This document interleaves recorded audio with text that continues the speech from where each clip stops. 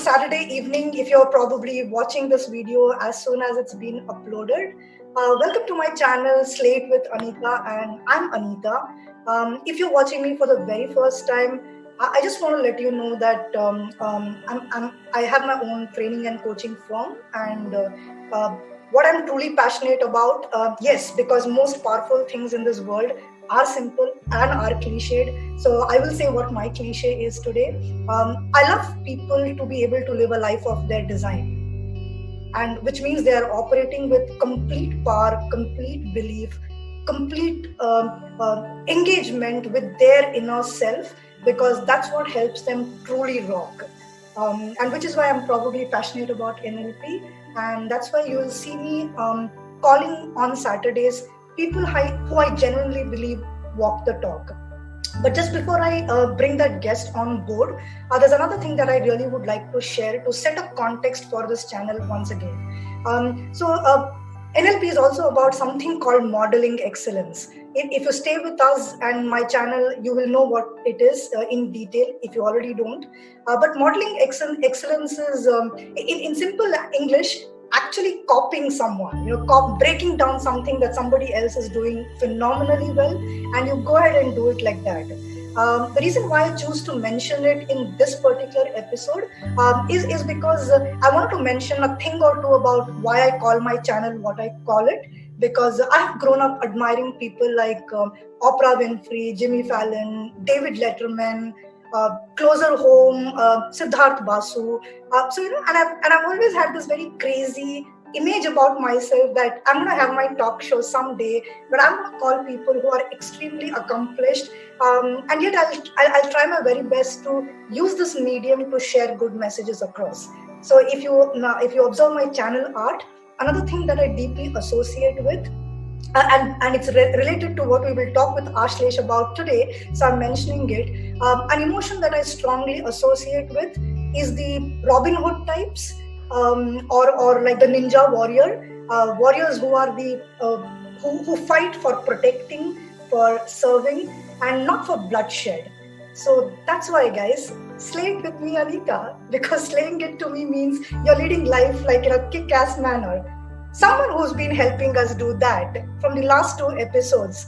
And if you're telling me you've not caught it, it's my sincere request, please go catch it. We've got a lot of love for those 2 videos, a huge testimony to the 2 decades of work that this gentleman and his wife and their team have put in the field of NLP, training, coaching, both with adults and kids. So I would like to once again welcome Ashlesh Rao. Hi, Ashlesh. Hi, Anita. Thank you. So this is the best part. The grin that we both break into. Yes. We're like, okay, let's see what's going to happen next. Yes, I have no idea what's going to happen next. Neither me. So contrary to I don't know how you guys feel when you're watching these videos, but it's genuinely not scripted. Of course, we have certain outcomes in mind. We would love to deliver value to you. We would love you to know that in its own pockets, in some city of India, there is a certain crazy bunch of people who are trying to make certain things happen. So that is there, but it's not scripted. Am I right in saying that, Ashlesh? Absolutely. I'll pay you the money later, okay, for saying that. Oh my God, this was a bad idea. Sorry. Such a bad idea to try this with this gentleman. So, Ashlesh, so we spoke about happiness in the first series, and clearly people are happy because quite a few, it has got the highest viewership in my channel. So I'm pretty sure people are happy watching that. In the episode 2, we explored coaching. Again, what probably sets apart the NLP way of coaching.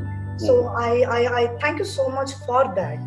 And I would like to continue the conversation a little forward, and today is a bit personal to me.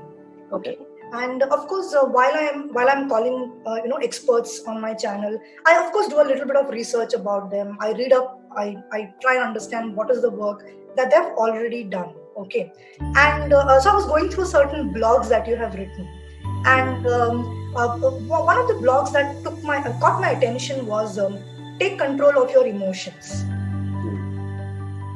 Okay, so there's a blog. And okay. there is a blog, yes.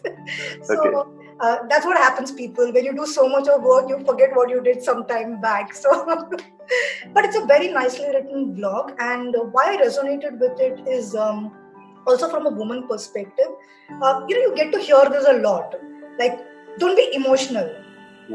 Like, and in fact I realized that some years back, once the way somebody had a chat with me because I had burst into tears in my workplace. Okay, and then what the supervisor at that time said is that, Anita, you don't have a future in corporate life if you're going to be this emotional.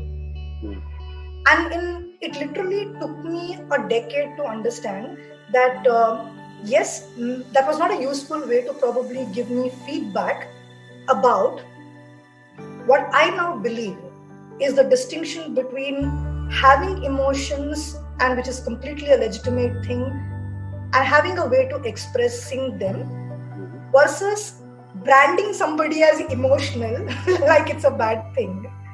Okay, like I actually for a very long time, I think some people might find me a little hardened because then I would like just not express myself. Right. You get where I'm coming from? So what I'm curious about is, what are your thoughts on this, and how can someone use, say, certain elements of NLP to kind of take charge of their emotions? Okay. So what specifically are you asking about? Emotions, or what's Emotions? How does one manage their emotions, increase their awareness about themselves to manage emotions better, so that they're able to achieve a useful outcome for themselves, whether it is a heated argument during a couple discussion, or expressing discontentment in a workplace situation. But what can one do in terms of manage the emotions? Manage their emotions. Okay, I think the answer was in your question itself. Okay. Is when you say how can one be aware of how to change the emotions, and I think awareness is probably, according to me, probably one of the most powerful tools that we can use for any kind of change. Okay. Right. So our nervous system tends to be quite automatic, like it's stimulus response. Right. Okay, and a lot of our behaviors have been programmed. Our emotions also, how we react. We use the word reaction. Right. Automatic. Right. And so one of your questions is, how do we change or get control of our emotions? Yes. Yes. And one way is to start becoming aware. Okay. And noticing, observe, feeling, sensing what's going on within. This is in Stephen Covey's book, right? So between a stimulus and response, there's what is that? There's the choice point. I think he used the choice. Yeah. Stimulus response. I like to look at stimulus reaction. Mm-hmm. When we begin to start becoming aware, okay, and noticing what's going on within us, that we are doing something, mm-hmm. then we, it's almost like you can step back and see what you're doing. Is that easy? Because so I've discussed this with a lot of people, mm-hmm. and they are like, it's so hard not to give in to the urge to like either give it back at that moment, because the feeling is so good. Mm. So what can we do? And I'm not talking about things like, okay, count 1 to 10 if you're angry, mm-hmm. Because it's write that hate mail and don't press send. Mm-hmm. So while of course one hears about things like these, what can happen in that brief interval? Or what you said, you quoted Stephen Covey, between that stimulus and the reaction point or the choice point, which can maybe help us not like lose it. Right. I think we've gone a few steps ahead, and okay. what I request is, like, if you were to just step back a bit and just look at it. Okay. We react, and the automatic question is, how do I not react in a particular situation? Mm-hmm. Right. What I'm suggesting is, for when we're talking about awareness, we're talking about becoming aware that we do react. Okay. So I remember reading this, and I love this particular question or the statement. It says, what's the first thing you want to do when you're in a trap? Okay. okay, when you are in a trap, the first thing is to realize that you are in a trap. Okay. If you want to get out, you first recognize that we are in a trap. So even recognition of the fact that we lose our temper, we're getting triggered, we're getting upset, because our nervous system is so quick and so fast, and it's like,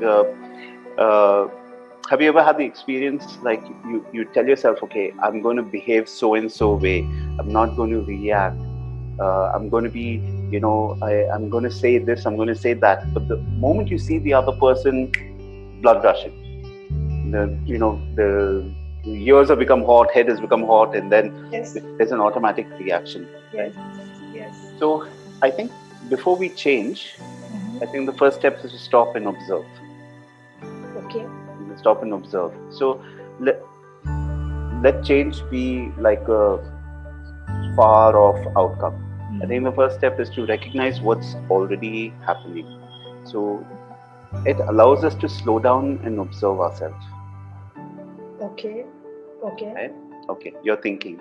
Yes, I am, because I'm just recollecting certain instances where I know that, like, let's say if my mom or if my husband, like, says a certain thing or a certain way, and these days it of course did not used to happen like that, but these days what tends to happen is, yes, I do react a little bit, but I say little bit because it's way less in quantum compared to before. Because immediately when that little bit is also there, I'm like, okay, this is happening to you. Yes. I'm doing this. Yes, I'm doing this. Yes. Right? And then I'm doing this. Right. And then I'm like... You're controlling? Okay. I wouldn't say controlling, thankfully I wouldn't say controlling, but to me it happens. In fact, today the reason why I choose to ask this question also, when I discuss this with certain people, everybody may not find it equally easy, so everybody's pace is a little different. But these days what I'm able to do is, lady, this is not going to go in a good direction. That the awareness, the minute it hits, then I'm able to ask myself the next question: what do you really want must happen? So you go next. You ask the next question, right? Yeah, and that helps me be a wee bit better than the day before. Right. Okay. Yeah. So, and this is something that's working well for you, right? Yes. Yeah. Okay. Super. And it's that little bit of, bringing your coming to the present, or just noticing or observing. I like using the word observer. Like becoming an observer to one's own self. Right. So then, when we begin to start noticing and observing ourselves, it's funny. Like, I can't imagine I do those behaviors. I can't imagine that I react and get triggered so quickly and angry. I'll give you an example. I mean, I'm sure it's for most people, it's easiest for me to see what the other person is doing wrong. And I'm not just talking about someone close to me. I can see other people, the mistake they're making, because I'm an observer to that. Right. So if we can, like what a coach does is plays the observer role and watches their players play. And that's what allows them, the third person position, that's what allows them to get information about, what's useful, what's not useful. So if we can develop that ability ourselves. So since you're talking about emotions, may I speak a little bit about emotional intelligence and just a view that I have. I'm not trained in emotional intelligence, but a little bit that I read and the connection I've made to NLP. So when we look at intelligence, it's basically if I play the guitar, okay, so then so my fingers are very finely tuned to the touch of the strings, right? So, or even the piano, how much pressure I put and all, it's very fine tuned. Now, if you're a guitarist and I'm not, your fingers will have a lot more connections than mine, right? So we call that intelligence. Intelligence means more connections. Right. Now, one principle we use in NLP, if you have only one way, we get stuck. 2 ways, dilemma. 3 or more ways, we have choice, freedom, flexibility. Right. So typically, when we tend to react, is because we've learned one way of being, one way of reacting, one way of responding. Just not response, also reacting. One meaning that we create, or just one way of looking at it, right? So, if we have at least two ways, and what you very beautifully said, so you cried, and someone made a statement about you, so you went the opposite extreme, and you became stoic. Yes. You became hardened. That's the expression. So it's one way here. The other way is to go to the opposite end and become numb and not show any kind of feelings. But then what we say is, when we have three or more ways, you have choice, freedom, flexibility. And three or more ways of looking at the same thing. It's a skill that we can develop. Three or different states that we can access in a particular situation. Then we have choice. See, if I've learned only one way of responding to something, I'm going to keep going there. Right. My nervous system is not trained to access different states or different emotions. But you take someone who has the ability to step back. Now that's different from being inside. The ability to step into another person's shoes. That's different from just stepping back or just looking at things through my own eyes. And that way, we can become an observer to ourselves.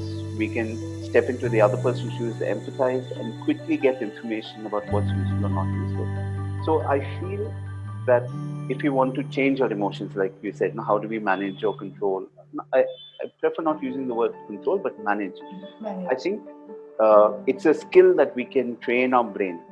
The ability to, so when we are able to access different emotions, have different ways of looking at the same thing in different ways, then what happens is, like we say in NLP, the map is not the reality, the map is not the theory. Right. If I'm someone who's constantly reacting, that the way I see it is the way it is. The meaning that I give it is the meaning that it is. And I will only keep reacting to that. Right. But the moment we say the map is not the reality, or in more local terms, sab maya hai. Right, so the inside of my head is Maya kaun hai? Maya kaun hai? Monica ko pata hai Maya kaun hai? Yeah, so she's not here, so I can very freely take Maya's name here. Or in some cases, sab Monica hai. Sab mother hai, sab mother-in-law hai, right? So, which is typically what happens, right? So, the moment we say the map is not the reality, that means what's happening in my head is not real. I think that belief system, is important for us to begin to start making changes. It's not just about changing emotions. Okay. That background understanding, okay, just because I'm seeing it this way doesn't necessarily have to be true. I think that belief system allows one to start developing more eyes or looking at things from more perspectives. I don't know if I'm answering your question. You are. Yes, you are. And for the benefit of my viewers, and I would like to believe, and why I chose emotions is because, let's face it, as human beings, we all go through a wide range of emotions. And while the positive ones are fantastic, it should not happen that the less useful emotions get the better of us. And that's why the discussion of this topic today, So what I'm taking back right now, and I would like you to just take that back if you wish to, is that it's great to be in an observer position so that it gives you choice, freedom, and flexibility. Now, my dear viewers, each word is worth its weight in gold.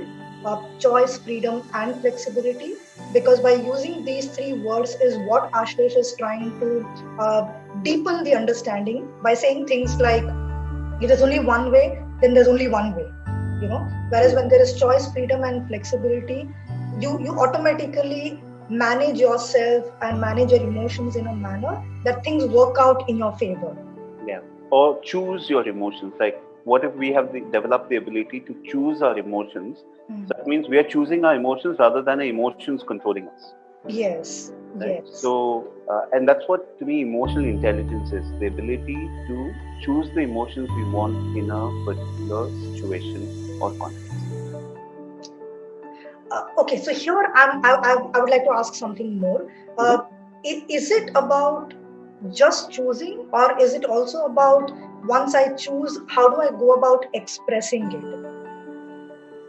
For Tell me more. example, Yeah, yeah, just can I tell you more? yeah, yeah. So, for example, if let us say, like, I get angry with my mom for something, vis-a-vis, I get angry with someone at a workplace. Okay.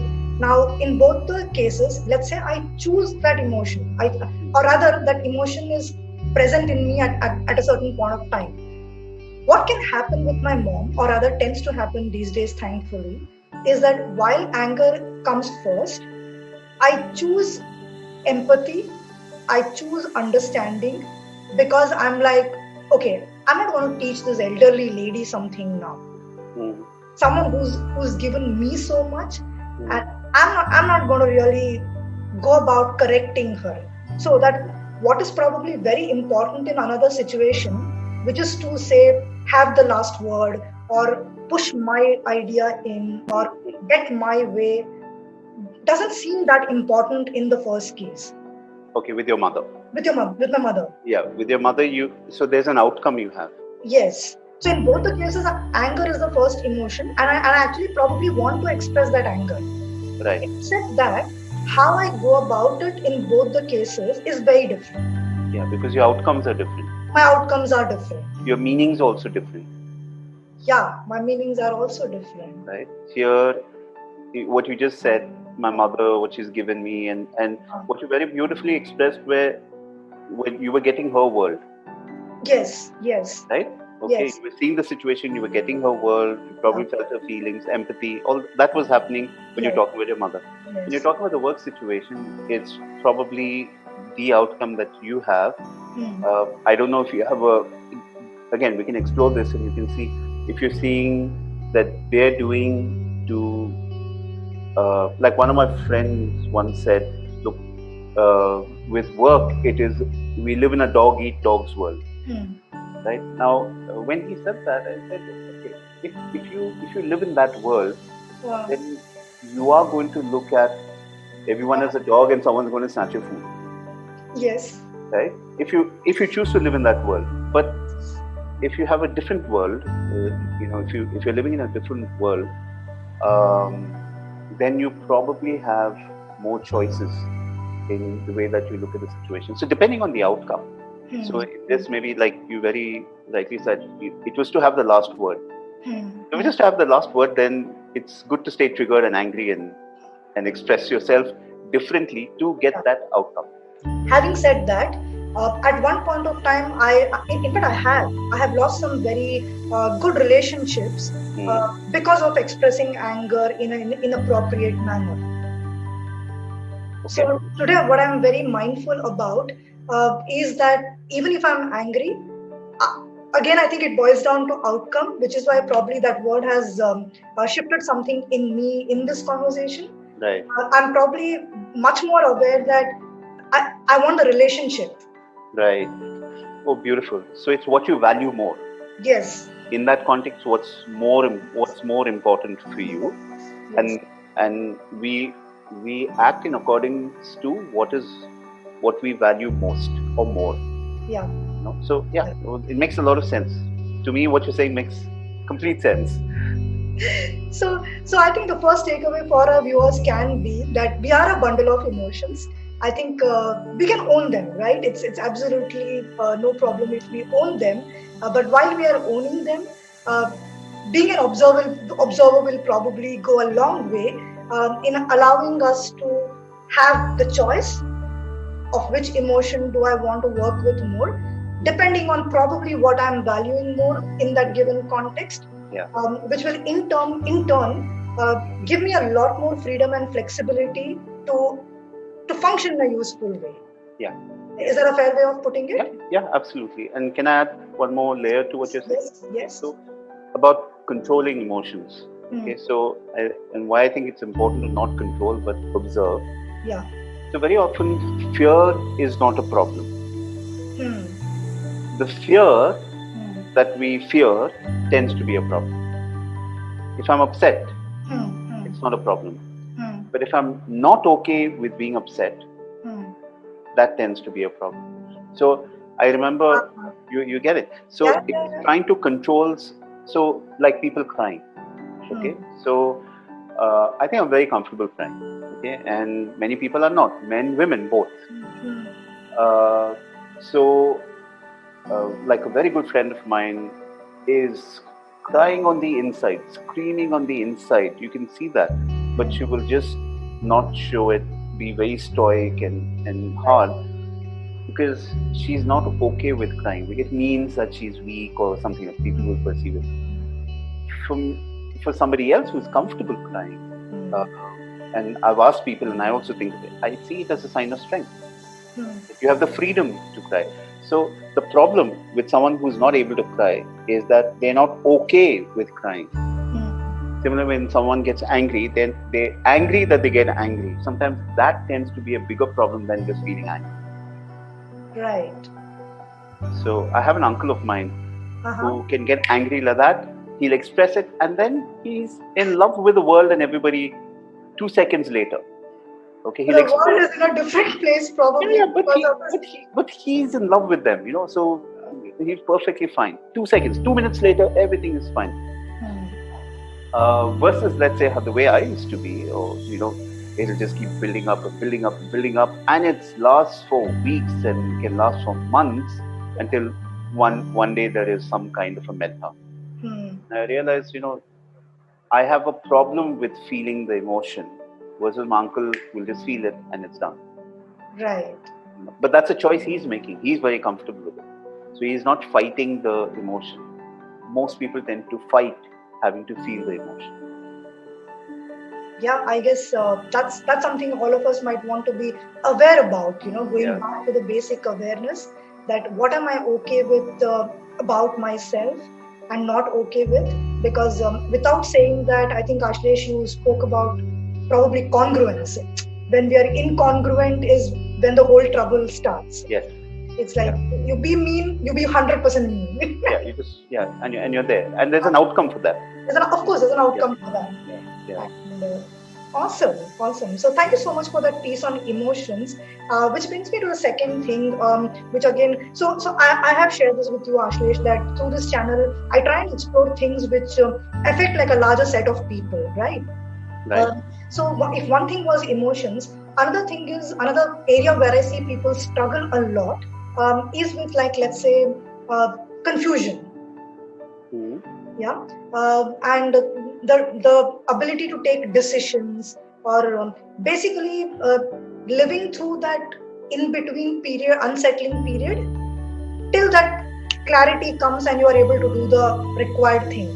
Right. So, which is again where I liked one blog that you had written, confusion precedes clarity. Okay.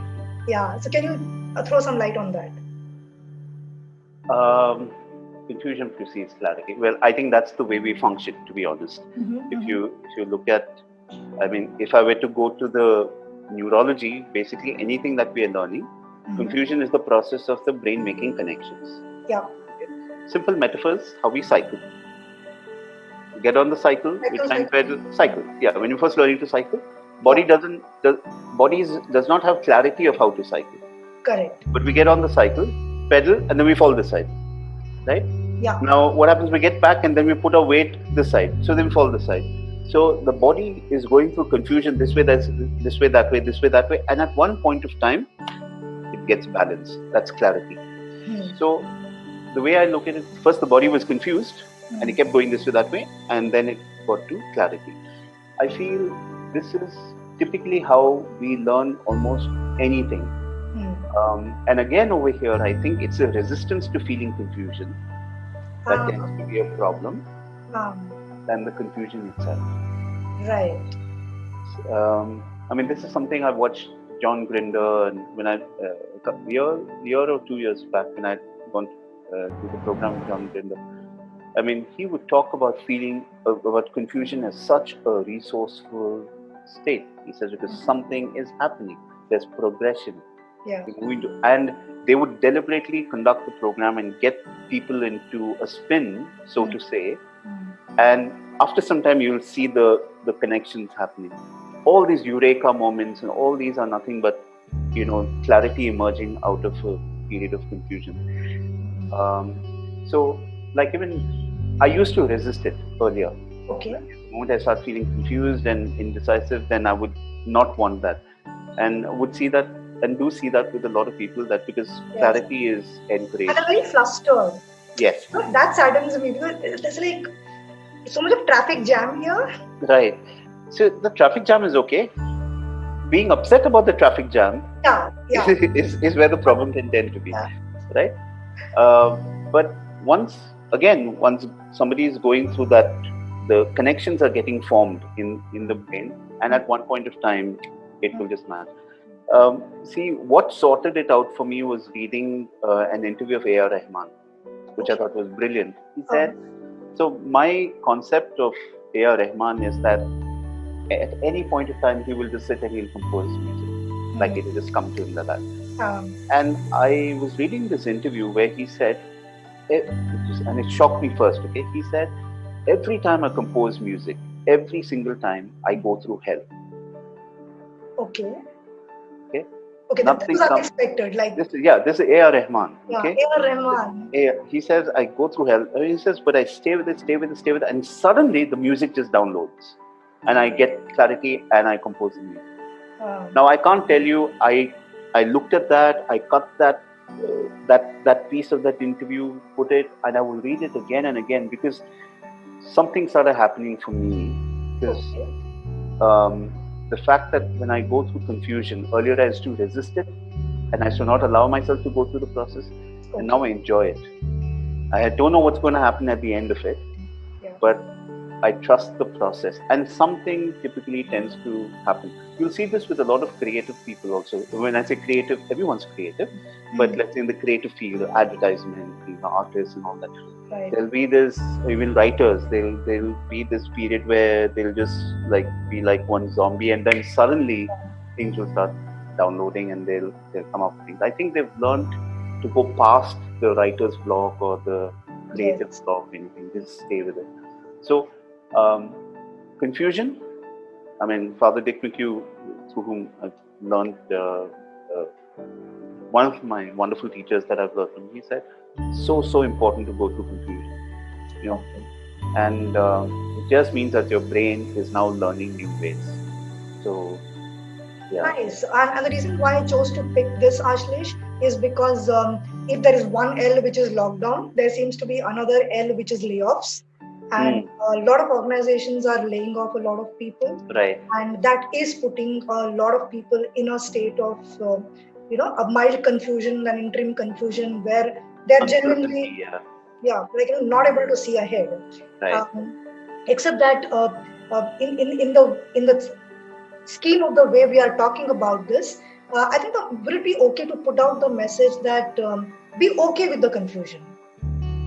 Firstly. If they'd be okay with being okay with the confusion. Exactly, being okay with the confusion. Yeah. Because that's when you'll allow that whole. I find the process magical, which is when you'll allow the road to actually pave ahead. Yes.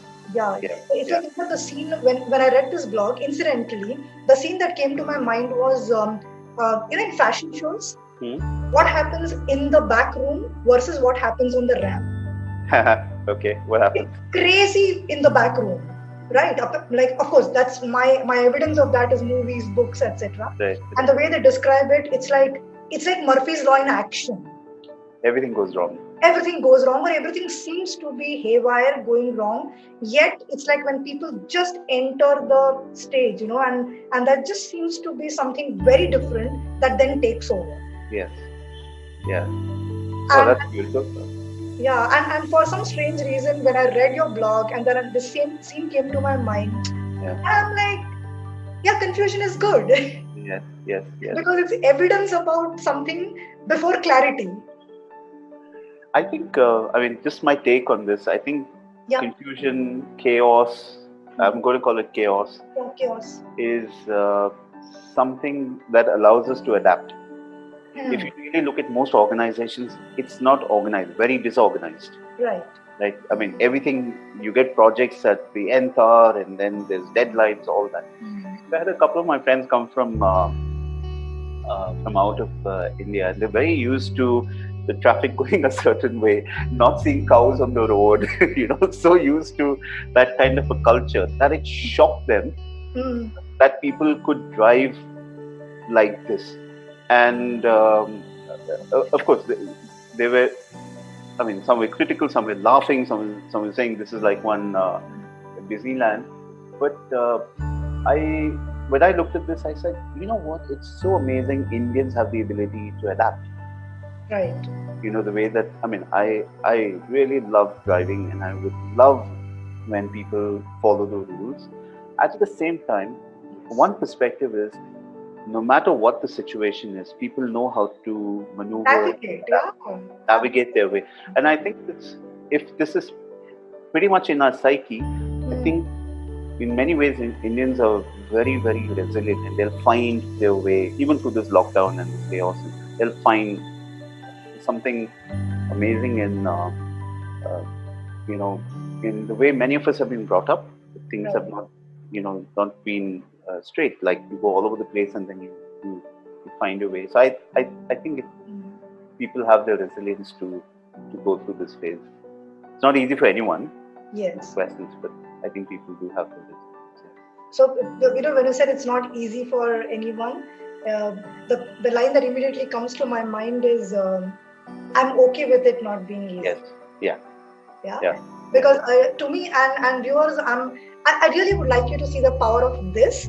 That if you just be okay, and if you just let things be, let yourself be, that's like, I'll probably take the liberty and say it's half the job done. I think so too. Because that's when you'll probably free up space here and here to let something truly great unfold. Otherwise, chances are that you'll put yourself in a quandary and people around you as well.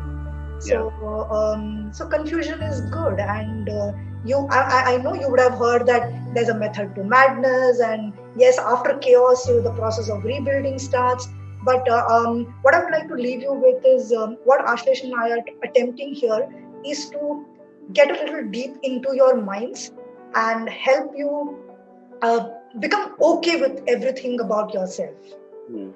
Today, the first two things being emotions, and the second thing being the confusion that we many times will probably go through in life. Right? Yeah. So which actually legitimately brings me to what I felt would be a powerful third outcome today for my viewers, which is as per NLP, I can change my state. Right? So if I'm angry, I can choose to become happy, or if I'm happy, I can choose to become angry. That's what is the need of the hour. Right. So all of you viewers out there, just to give you some more power that you already have, just to make you aware that you have all the power in the world. One of the things that you do have the power is to change something called state. Okay? And the reason why it's so powerful for us to be sharing this with you is I know how many conversations I tend to have with somebody in my head, and it's a total imaginary movie that's happening, where I really have no clue if that movie has any realm of truth in it. You're having it with Maya anyway. Yeah, so Maya looks like she's going to make recurring appearances. Yes. and I now realize the sheer futility of it. You're inside, I'm just messing myself up, and I'm like, okay, I said this, and then that person said this, and then I'm going to say this, and there is and I'm shocked. Like, I'm spending the entire day with somebody, and I don't even know what space that person is at. The person probably doesn't even have me in his remotest. Absolutely. Yeah. I'm sticking with that thing for So I'm sure all you viewers out there would like to always have the ways and means to change state and keep getting into states which are helping you be your best version. Because that's when you're helping yourself the most, and you're helping the people around you the most. So what would be some ways to change state? Okay, so before I speak about some ways, I will tell you that I'd just like to share that this is probably one of the simplest yet most powerful tools I've learned. This changing state. And again, I look at state and emotions as resources. So the ability to access a resource. So for example, someone standing in front of a crowd looks at the crowd, starts feeling nervous. The difference between, and they're not able to access a different emotion at that point of time, versus somebody else who, even if when they're feeling nervous, is able to access a different emotion, maybe confidence or stability or calmness, being grounded or playful. So I think, now why is that important? Because there's a very there's a hypnotist called Igor, and I'm not going to attempt his second name because it's a long one. What's the first name like? Igor. That's Igor. Okay. Excellent. I really like him. So he says, so in one of the learnings. What about him do you like? I'm just curious. Sorry to interrupt. Oh, he's a very, very good hypnotist. Oh, okay. Yeah. So I'll probably put the name also on the video so that people who are more keen. I will text you his full name. So one of the things he said is, don't change people's mind, change their mood. They will change their mind. Okay? So basically what is, don't change people's thoughts, change their state, do something to change their state, they will change their mind. Which makes a lot of sense. When we are in a good state, then, or resourceful state, then how we think, what we do is very different from when we are in a low state. When we are in a good state, a problem does not exist as a problem. When we are not in a good state, a small thing appears like a mountain. So this is one thing, and I have to mention, this was completely Tony Robbins. I mean, he keeps talking about state change, peak state, So this was one thing when I done Unleash the Power Within in 2002, is I came back with that thing, just be in a good state. So there are three fundamental ways in which I think we can be in a good state. So one is by using the environment. Okay. So when I say environment, like when you go to a spa, how they change our state is by the ambience and the scents and the music, and get us into that relaxed state. So whatever they do, the massage and everything is, imagine they had like noisy music, and we're not going to get into that state. So what they're doing is they're inducing us into a particular state. So what are some things in the environment that can influence our state? So like music, it could be colors, it could be clothes. There was one lady who, is it okay if I quickly share? Of course, yes, please, go for it. I'm not sure how much time we need. Okay. So this lady, high achiever on all that, and she'd come from Bombay, and then we were having the conversation, and she looked all haggard, because very ambitious lady, and gotten married, has children, so is now juggling work, and so I looked at her, and then I said, okay, why do you look like that? She said, like what? You asked that? Yeah. Okay. I'm not very nice. Okay. And there was enough rapport for me to squeeze, and so she said, why do you look like that? I mean, what? And then I asked, okay, you look like you haven't been looking after yourself. And then she went really quiet, and she said, there's so many things I've stopped doing for myself that I used to.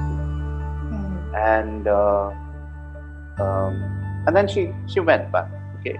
When she came back the next session, I tell you, Anita, I could not recognize her. Really? I couldn't recognize her.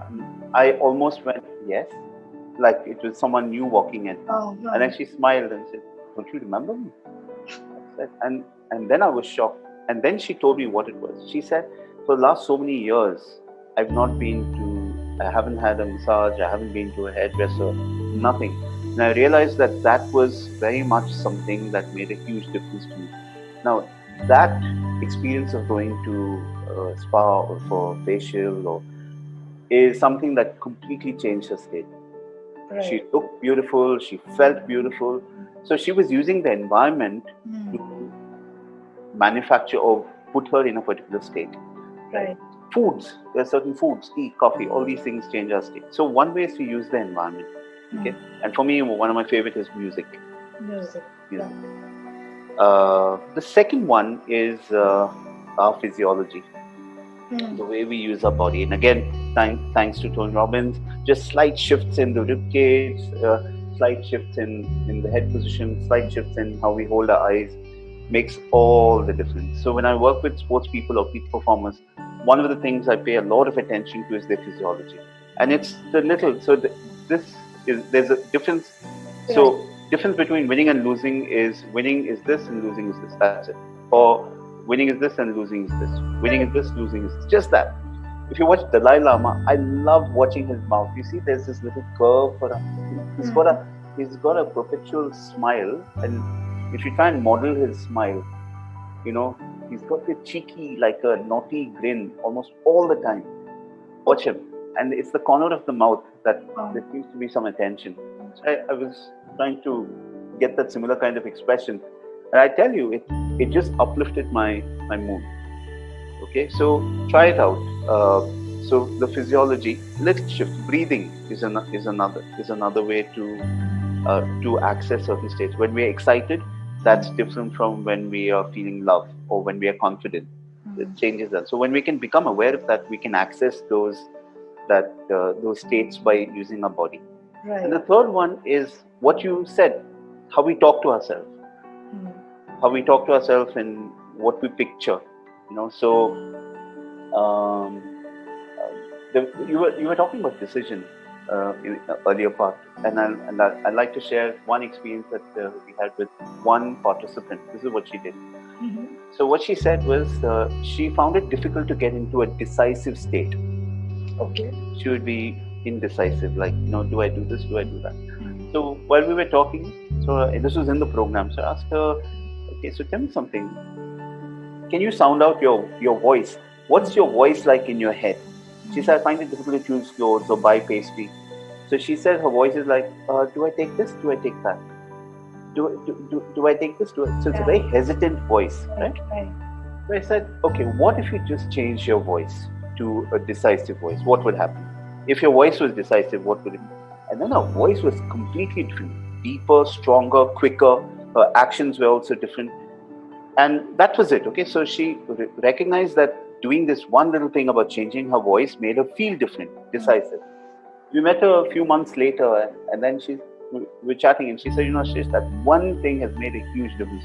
Now walking to the bakery, and it's not like, do I want this or do I want that? It's, do I want this or do I want that? Okay, I'll take that. It is just that. Or clothes, this or that. So just one little shift in how she is talking to herself started changing her state, and she was able to access that. The other thing is also images. What images do we hold in our mind? Now, you just said about the lockdown situation. Yes, typically what tends to happen when we feel anxious is we look at the worst situation. That's what plays ahead in our future. And one of the things that we can do is we say, this too shall pass, or sometimes we go ahead of that, whatever is the existing issue, we go to the future in our mind. And we have the ability to do that mind-wise. We go. Like I'm in 2021. Correct. Exactly. 2020 is preparation year. Yes. So 2021. Yeah. So the key thing is when we're shifting things in our mind, then the body will also shift. The body also responds because it responds to the images and what we say in our head. So 3 things: environment, use them. And I think at this point of time, it's very, very important for us to surround ourselves with good things. I think lots of people have some good talks and music and meditation classes and all that. I think so that's excellent to surround oneself with that. Surround yourself with positive people. I think that's very important. Second one is to just small shifts in the body, and the third one is what we're talking to ourselves. Just how we look at ourselves. How we look at ourselves and what we say to ourselves and how we say that. Just these little things can shift our state. And I think all this is maybe just becoming aware of our state can help us elevate our state. Yeah. So I'm going back to the same thing. Don't change people's mind, change their mood. They will change them. That becomes a principle. Yes. Also, it automatically leads me to the fact that when I so people sense, right, when they are trying to change my mind, like I sense, and immediately the wall goes up. Okay. Hey, you know what? back off. Right. At least, okay, with me, it still happens, I must confess. All of us, yeah. But the way you're saying it, it's so powerful because, by the way, viewers, all that Ashlesh spoke about, one thing if you are noticing, it's not that you need any elaborate thing to make this happen. If you're having a bad day at work or a bad conversation with somebody or something not so useful has happened, you can literally go to the restroom and change state. Yes. Really, like, Yeah. I mean, I'm just taking an example. You probably would specify. No. You know why that came to my mind? Because just the last week, one of my coaching clients was having a very bad time, and I actually just requested her what would I checked with her what would be more possible to go step out to a tea stall or literally get some privacy to work on herself. And then we tried out few things that you said with regards to music. So I did ask her to play something which is more peppy, because viewers, here's something that I really want you to know. Okay, at least I have been guilty of that. Maybe you guys are better. When something happens or we are in a certain state, we generally tend to feed that state. When you have a heartbreak, you listen to sad songs. You know, you do ulta. So do the opposite. I mean, in some manner of speaking, because that's. So again, as he said, if you're aware, then you'll automatically figure out whether through environment or whether through things like say music or whether through visualization, talking to myself. Like this lady, what I told her to do is, hey, just think back to a time and recollect what was a happy moment for you. Just one simple thing. Just one simple thing. And how are you now feeling? And we were on the phone. And just the way she answered later on was different. Yeah. The state was changed. Yeah. She went and changed her mind. Yeah. Beautiful. Yeah. Can I do Yes, it? Do we please. have time for one more thing? Yes. This is something that has helped me a lot. And No, I'm just mindful of the time. So of course, if you have something pressing, I mean, I completely leave it to you. No. For your channel. No, for my channel, I'm sharing this with a lot of humility that awareness is a huge gift, right? I really believe that. So if you're the right person to be receiving this information, I know you'll stay with us till the end. Okay. All right. Thank you. Yes. Yeah. Thank So the two things I want to speak about. There are two kinds of emotions. We call them signal emotions and sustaining emotions. Okay. Signal emotions are things that, when anything activity we are doing, you're doing a crossword, then we feel different emotions: frustration, excitement, confusion, all that, right? Yeah. Now, those are things that we feel in different activities when we're talking to somebody also. Right. But there's something called sustaining emotion. A sustaining emotion is that emotion which takes you through that experience. So I love crosswords, and I haven't done it in a long time. But one of the things I realized, even if I'm feeling frustrated and all that, what gets me through it is a sense of challenge. Okay. Now, something that I learned from Owen Fitzpatrick, and this was so beautiful. He said, he's a psychologist also, brilliant NLP master trainer, and he said that the problem for a lot of people who feel sad is that they know just two states: sadness and happiness. And what happens is when they're sad, they want to move to happy, but they're so sad, there is nothing that's going to elevate them to get to happy. So when they're happy, but when they get sad, so you see there's a huge jump between them. Yeah. It says teach people to get angry. When you feel anger, then you're able to access determination, and then you're able to access that's a sustaining emotion. Okay. It's not, that's a one-way stop, two-way dilemma. But we are able to access more states, and states like determination or stubbornness. Those also, in context, those are very, very useful states. And I think sometimes morality gets the better of us, saying, oh, I shouldn't be stubborn, I shouldn't feel anger, anger is bad. No, I think every state and emotion is useful in a particular context. So I think sustaining emotions are very, very important to develop. And if anyone's going through this happiness, sadness, maybe they also want to learn to access determination and anger easily. So that helps them sustain to get there. And this is one context, but you take other contexts also, you'll find it. No, I understand. I understand. And the process seems to be very incremental to me. Because like it's like, I've not even been walking and I'm wanting to climb Mount Everest, whereas you have that midpoint. You have that midpoint. Yeah. And when we get there, then see, it's like a seesaw, right? Correct. Where this way or this way. Yeah. But when we can get to the center, then there's balance. Then we can make a choice as to where we want to go. Not just that, even if you're slipping, you've not slipped till the back. Yeah, you can come back. You can come back. So I think those are also skills, mental and emotional skills that we can learn and develop. Yeah. And to me, it seems like a remarkable coincidence. We started with emotions and we are kind of coming back to emotions. Yeah. Awesome. Any last thoughts, Ashlesh, before we say goodbye for some time, and then I'll see how to bring you back. No, I'm just very thankful. I think what you're doing is fantastic. And just thank you for inviting me as a guest. Hope, anything of what we do here. So I have a thing. If whatever we do, like in a program, anything, if it helps even one person, I'll be very grateful. Yes. So just thanks for inviting and thanks for this. Yes, thank you to Ashlesh. And before I close, guys, like what he said is all very, very, very, very simple things to do. And if you notice, very empowering things to do. So thank you so much, Ashlesh, for giving my viewers that the power about learning to become observers, and then exercising choice, freedom, flexibility. And then secondly, you also debunked a little bit about how it's fabulous to be in a state of confusion. It's necessary for something good to come out later on.